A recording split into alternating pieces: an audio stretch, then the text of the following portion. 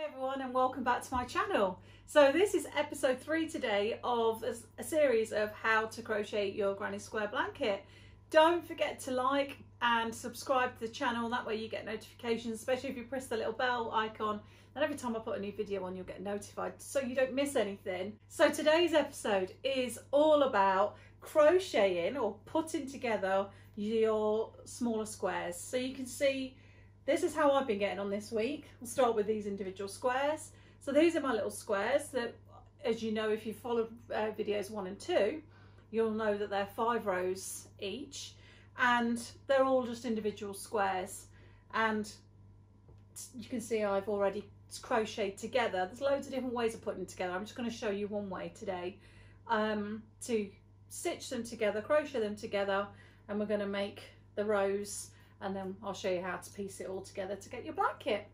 And one thing I've noticed is with this vibrant kit that contains these 6 colours, I've just gone completely random. The orange one, if you've seen that in episode 1, that was random as well. But this one, I haven't looked at the previous squares I've crocheted. So after I've done one, I've just literally put them in my little basket and just put them away, not looked at them until today when I've got them all out.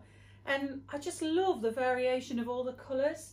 And what struck me is, although it's random, it's really struck me how I've ended up with some squares that are just the same 3 colours, just in a different order. And what else I've liked in this one, there's another one, look. So this one again, same, oh no, there's not the black, but very, very similar colours, obviously just 3 of the 6 colour ranges. So let's have a go at crocheting the squares together, and let's get crocheting. Okay, so what we're going to do is look at, I'm going to show you how to crochet your squares now together to make your blanket. And I wanted to show you a couple of things before we got onto that this week, you know, making 20 of these little squares, as lovely and as relaxing and as mindful as that is, sometimes it can feel a bit long-winded, perhaps, especially if you're aiming to do 20 squares by a certain time. So what I found helped this week is I started these mini little baby ones, the centre of the squares. So I maybe did 5 of those, crocheted 5, and then I just took those 5. It helped with making the colours, keeping the colours random as well. And then I could just pick one colour and perhaps do another row on that lilac, and then I'd do another row on that one. And it just helped me to break it up a little bit, so I wasn't just sticking with one square at a time. It kept the interest a bit. So that's just a little tip for you that you might find useful when you're crocheting. So we're all set up, and just to show you as a reminder, I like referring to this original one because then it gives you some, you know, visual aspect of what we're aiming to achieve. So this blanket is 4 squares by 5, so you've got your 20 squares, and they're all crocheted together, which is the part we're going to do today. So this is what we're working towards, piecing together those individual squares today. So here's all the squares that I've got so far. So just pick, I'm going to do it very randomly, as I keep saying, so just pick the first 2 squares that you select. Now, depending on the squares you pick will depend on the colour of the wool or yarn that you use to crochet them 2 pieces together. So as you can see on these 2 squares, this square has got the dark purple around the edge. This square has got the lilac. So I would choose one of those 2 colours of one of those wool, either one of those 2 colours, to do the crochet and to crochet those squares together. So I've just picked this, I think it's Emperor, this shade. And the wool I use is Stylecraft double knitting. So you can still get the bundles from me, and you can buy individual balls of wool, or I can do any combination. We've got nearly 40 shades of wool now, so lots to choose from. So pull the wool, so you've got your working yarn. So we do this by putting because I'm a sewer, I always talk about right side and wrong side. So this is the right side and this is the wrong side. You might think, well, what's the difference? But if I show you them, if you can see, they are quite different. So this is the right side where all the crochet stitches and the wool is laying quite flat and quite neat. When you turn it over, and this one is to show you the contrast, you can see that they're a little bit more rounded. Those petal shapes are just a little bit more rounded. So that is the back. That's what I would call the wrong side. So make sure that they're both right sides up at this point. And what we're going to do, and if you're a sewer, this will make absolute sense to you. We're going to put the right sides together to sew them together. So we put the corner to corner. So both of those are the wrong sides now facing out. And we get the wool and put it through this loop here, which is the chain space, because we've made a chain here on that last row, and this is the space that creates. So I'm going to do a slip stitch here, just as we've done with all the other, when we've started all the other, either the centre or each individual row. So we've got the slip stitch on the corner. I'm going to secure that first of all by taking the crochet hook, putting it through that chain space, put the yarn over the hook, pull it through and pull it through that first stitch. And then I'm going to pull that tail piece tight. So that secures that first stitch, if you like, the foundation stitch. And then we're off. So we're going to, whereas normally you would do 3 chain because you're going up and round, this time when you turn the crochet squares to their side, you can see, I love how this looks. And again, if you're a knitter, you'll recognise this. It just looks like it's been knitted across that top edge. Can't quite see it on the darker shade. And they're the stitches you're going to be crocheting into to attach those squares together. So let me show you how that works. So we're right in the corner. So I'm now going to take my needle and go my crochet hook and go through those first 2 stitches. It's 1 stitch, but it's a little V stitch on the darker side, and then the exact same on that square behind, the lighter lilac. So my hook is underneath both of those stitches, and then take the yarn over the hook, pull it through all of those and the foundation stitch, and that's the first stitch. So they're already pieced together. I'm just going to take that off. It was just there to show you how that works. So they're already starting to piece together. Then I'll do it with the second one. So remember, each of these petals has got 3 posts. There's 3 stitches to do on each of the top of the petals. So you go under that V of the first square, under the V of the second square, yarn over, hook it through, pull it through, and then underneath that stitch on the hook. That's your second one done. So we'll do the same for the third, under the V, yarn over, pull it through and through the stitch on the crochet hook. Then you're at the top of this chain space, exactly the same, because you'll see at the top of the lighter one's easier to see, there's still a V at the top of that space. So I'm going to go in to that V there, pull the, oh, I've not gone through the darker one. So through the top of the first square, stitch of the first square. Now on this one, because you've not got the post underneath, I just go through one of the loops. So I go through the nearest loop to the other square there and that one. So I'm only going through one of the loops, because if you go through both, you're actually going through the space. And that works, you can do it that way, but this is just the way I prefer to do it. I think it secures it more. So at that point, it looks like you've got 3 stitches on your hook. Go put the yarn over your hook, pull it through the 1, 2, and then through that one, and that's secured it. And then you're back to the top of those 3 posts. So go through the top of the darker purple. It's a bit tricky, especially when the wool's dark, to see the stitches. When it's lighter, I find it easier. Go through the top of those 2, yarn over, pull it through, and then through your stitch. So we're doing that 3 times, and we're corresponding each of the squares together so that when they are crocheted together, they absolutely match. Your seams are going to meet. So when you get to the end of that row, we're going to go into the single stitch there at the end of the chain space, and in that corner one of the one below.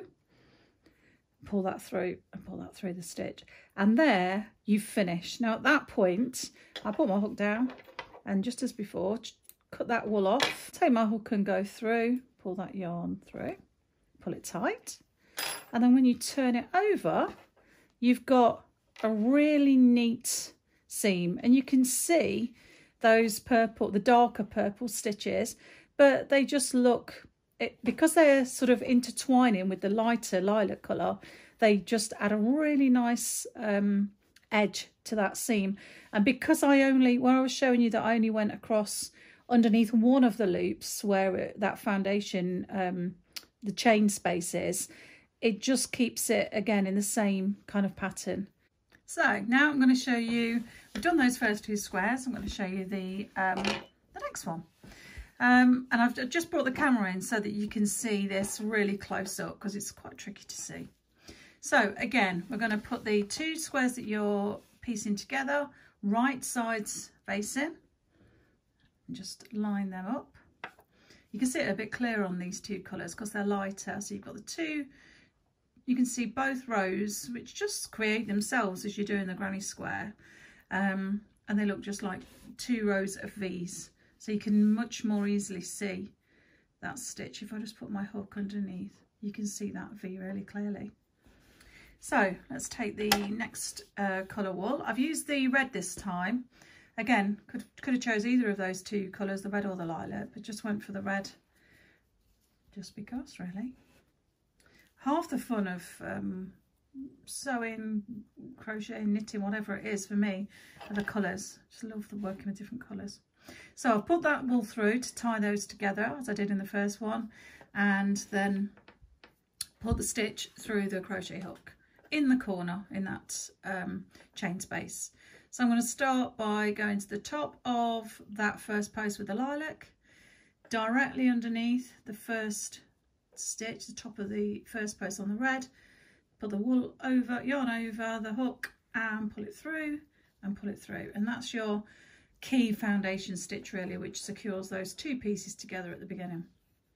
Move that little tail end out of the way and then off we go. So we're on the top of the second post in the lilac, the red, pull it, yarn over, pull it through those two and through your stitch on your needle, through those top two at the end posts, pull it through again and through the stitch on the crochet hook. This one, you can see sometimes this happens. So that stitch there, the chain space stitch, is a bit twisted. It should be sitting like that, so that that V is that way up, but it's sort of twisted itself. It's just wool at the end of the day, material. So it's fine. You can just twist it back with your left hand. So you go through, you're going through the top of that, just that one piece of yarn at the top of those foundation chain space stitches, through the red one, pull it through, pull it through. Now I'm at the top of the posts. They feel a little bit easier, those stitches, because they're more substantial, because you're going through the top of those post stitches and it's at the top right through the V.